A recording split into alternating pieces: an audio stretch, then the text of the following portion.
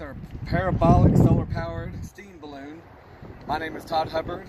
That is Brandon Lawless, and Jesse Marks is behind the video camera. We came up with this design to try to take liquid water, turn it into steam to blow up this balloon. So what we did was we started with a parabolic shape that the angle was calculated to try to reflect as much concentrated solar energy back straight up to this tube. The tube is a black body because it will absorb solar energy at a higher rate. This is reflective solar film that you can get off Amazon. The idea was for the water to undergo a latent phase change from liquid to steam. We have had a few problems, as you can see, because the balloon has not began to inflate the steam. And we believe there are a few reasons for that. Number one, as you can see, it's very windy out here. It's about blowing over our stand, and you can see the ruffles in the reflective solar film.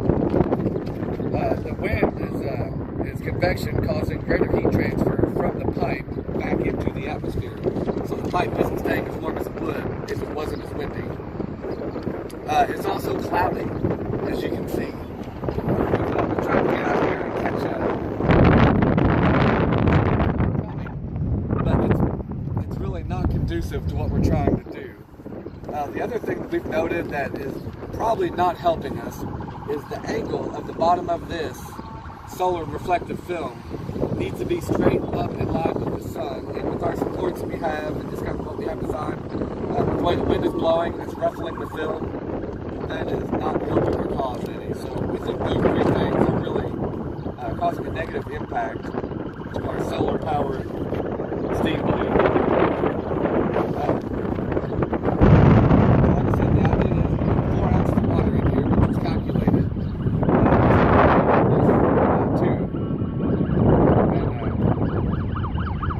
Like I said, we wanted it to heat up, which if you feel it, it is warmer, but it's just not getting hot enough to blow up the balloon.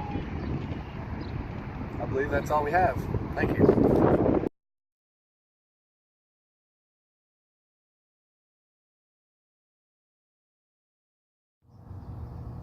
This is the second test of our machine.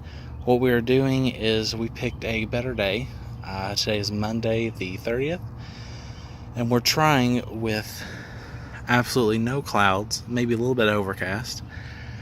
We're trying now with no wind, seeing how that will affect this. As you can see, we still have the same balloon on the end. Now, as you can, with this, the pipe is a lot hotter. Would actually be wise if we had a temperature meter. We can actually determine the temperature of this and see how hot we're getting. So now we get to look at the calculations. With this here, this is the calculations that went behind trying to find the angle of the sun. I won't go into this too much because even though this is an important aspect, this just can be looked upon later. So here is the overall design of the steam project that we did. This goes along the lines of what each one of these went into. Now, let's move on to the calculations. So, starting off, one of the problems that we had was that this is a parabolic shape. In the thermodynamics books, there is not really a case where a parabola is used. So a lot of these calculations are hand done, doing research online, a lot of those kinds of things. So here I took some overall dimensions of this. Now the parabolic supports that you see in the videos, those are actually laser cut to get precise measurements from AutoCAD and that kind of thing. So as overall it's 32 inches, and the S is the arc length, and that's 38 inches. Now, mainly with this balloon, the one thing that we found was that this is going to be a work boundary process. So as technically the pressure goes up, you would see that volume goes up. That was our original thought when we were going to use a pressure relief valve. That would cause the pressure to go up with little to no change of volume. But for this project, we switched it to make this work boundary, and for instead of the, actually let's go here. Instead of there being a pressure relief valve, on the very end we would have a balloon. Now, as that balloon expands, that would mean that there's work boundary done from the pipe of expanding volume. Because the main thing behind work boundary is that there is a constant pressure, but there is a change in volume. So now going back here, we have the basic energy balance equation.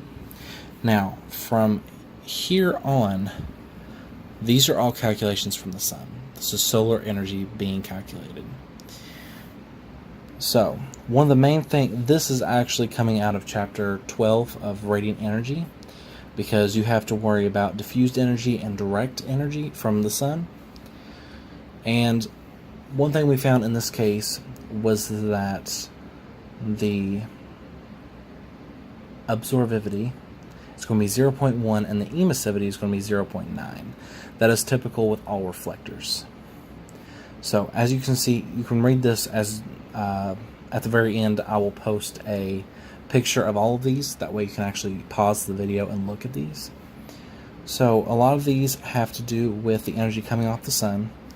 But from here, all of this has to do with the energy coming to the reflector, because that is a very big thing. Coming to here, this is something new I have never worked with before. It's a geometric concentration ratio, and this is parabolic. What this does is it takes into account, up here, takes into account this length. It's the projected length down that deals with solar energy. Now, it really doesn't matter this here, but it really matters this length, because how it was explained to it was that as the sun comes down, it's almost like rain. It doesn't really matter how far up this is to catch rain. It matters the area underneath the rain coming down that really has a factor in this.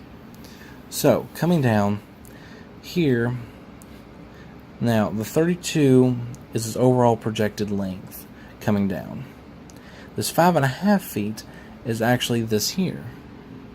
This is the length of the solar area that was collecting energy from the sun. Okay, now this is a ratio to the surface area of the tube.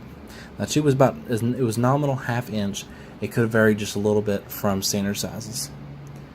Now, from here you actually get a ratio of 20.372. From all these calculations to here, this gets us what's coming to the actual to the pipe, to the copper pipe. Okay, so here we have the overall energy per meter coming to, and then here this is actually calculating the heat coming in to the pipe. So you have parabolic reflecting, and this is just actually, this is the area of the pipe, and here is the energy that's being dealt with to the pipe. It's going in, the heat transferring over the boundary to the water. Now we get onto the actual energy balance equations that go along with this.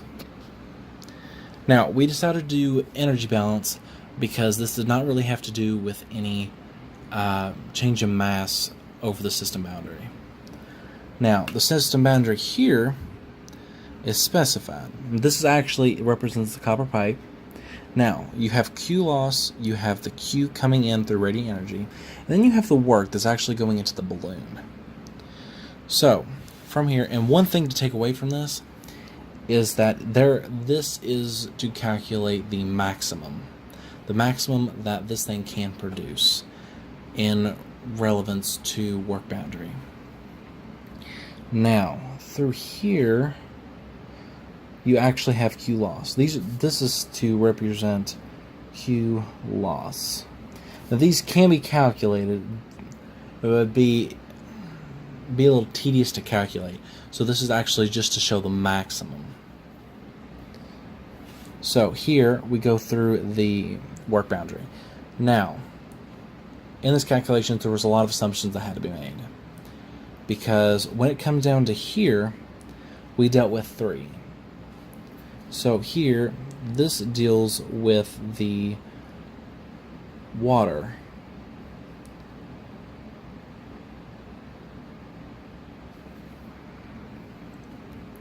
This deals with the water. This deals with the air. This deals with, let me rephrase. This deals with water in its liquid state. This deals with air.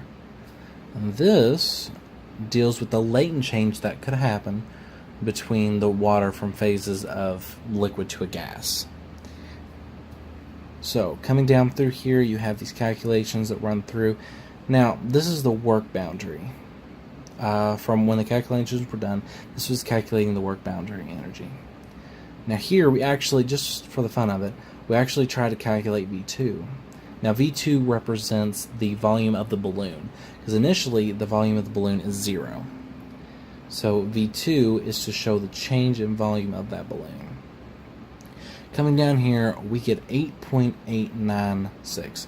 Now to me, that shows that this balloon is going to have to be very large. But it actually makes sense when you think about it. These calculations are under the assumption of perfect conditions. So down here, you don't have to deal with any radiation to the atmosphere or radiation to any other space around. You don't have to deal with convection to cool winds, or you don't have to deal with the connection between the copper tubing and the wooden supports. So beyond this, as if you were to take in Q loss, this would decrease incredibly. Now, when we were actually doing the experiment, we actually used a temperature gauge, to actually see how hot the pipe was getting. Now, test 1, which happened a few days before, that was with Todd and Brandon, that test showed that, okay, the pipe was getting hot, but it wasn't getting very hot. Now, that day, as you could tell from the wind blowing around, that the pipe was losing a lot of energy to convection. Now, the second day, the second test we did dealt with literally no clouds, or maybe just a little bit overcast. And you dealt with little wind.